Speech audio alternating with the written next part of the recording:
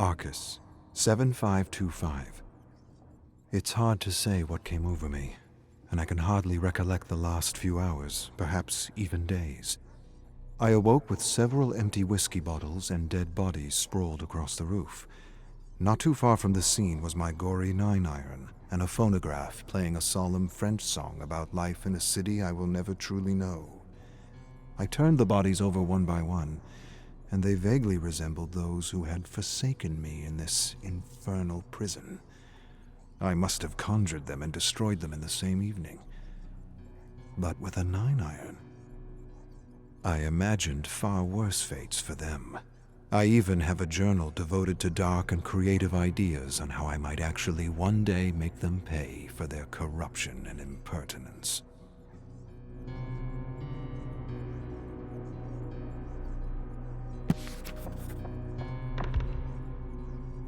Arcus, 337.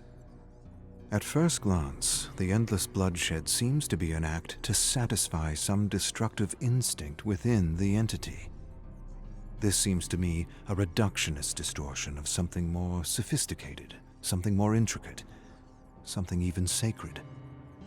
Beyond the horror, the shedding of blood, and the very real appearance of death puts us in touch with life, and can be an intoxicating and highly addictive experience on the deepest and most archaic levels. When our blood or our life force is offered to the entity, it can be seen as a gift that is soon returned to us so that the horror may continue again and again. The world constantly churns with life and death and life, the circulation of blood through an old one from heart to body to kidney, back to the heart again to be purified and begin anew. Arcus, 1007. A new doorway has opened. For how long? I'm not sure, nor have I ever been right, even with my best guesses. Through the door of my study and into a lost and forgotten realm, moss-grown, stone homes, with doorways barricaded with wagons, planks of wood, and decaying corpses tangled in barbed wire. I walk by the homes gazing at the residual memories of soldiers killing villagers with swords for no other reason than the thrill of it. I can't make out which era or terror world this realm is from. I search the realm for hints of how one may open an actual doorway back home. Somewhere in these memories and forgotten realms is the answer to my salvation. But which ones? Which ones indeed? Arcus, 2217. I have uncovered to my amazement and bewilderment memories of Claudette that are unlike any of those I've previously experienced. One might even say they should not belong to her. And yet, they are hers. I surmise these memories may belong to another Claudette from another terror world, suggesting that this old one may have clear preferences at the cosmic buffet for certain souls. It will take more samples of these memories to know if they are in fact from another Claudette, or if, and it is possible, I am having troubles deciphering between her actual memories and her creative musings. Arcus, 8557. I tremble as I scribble this down. Squid-like creatures difficult to describe attempt to penetrate my tower, trying to destroy my study and tools to explore and manifest. I held them off for as long as I could.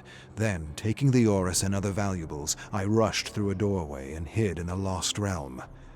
When I returned, the tower was upside down. My study completely ransacked. The creatures lay dead on the floor with black putrid blood leaking out of them, and the smell of decaying fish was everywhere.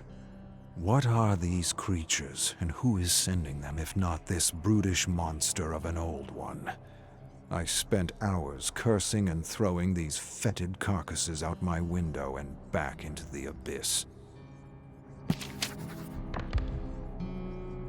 Arcus, 5738.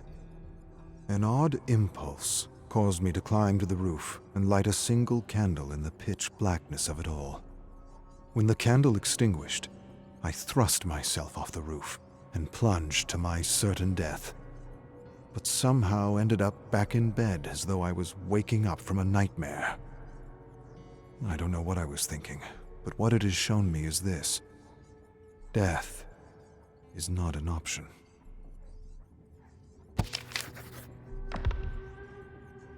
Arcus 1275. I have often wondered if those trapped here have ever paused to reflect upon the inexplicable significance of this world that defies not only time and space, but death.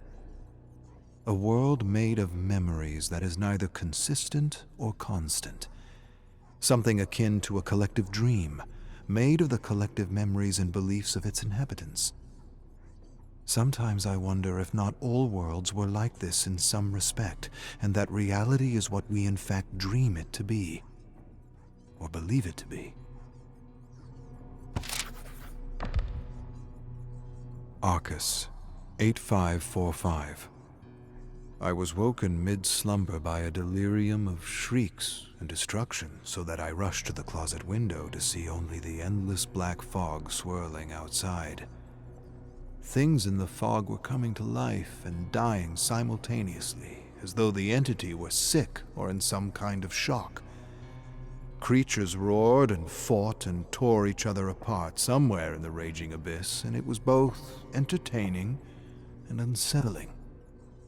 I grabbed a 9-iron and held it at the ready, waiting for some apparition to attack me, but within moments it was all over, and I couldn't sleep.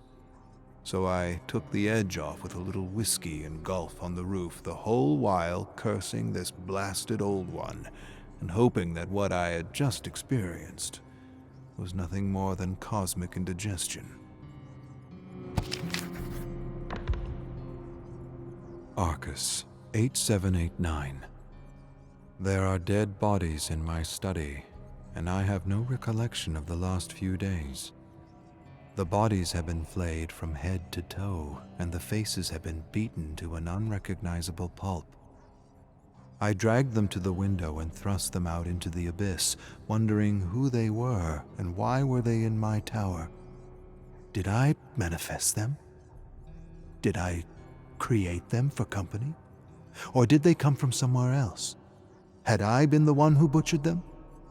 Had I lost myself so deeply in a memory that I became someone else for a short time? Perhaps they are not my creations, but apparitions from the fog sent by the entity, like the creatures I hear lurking about in the fog now and then.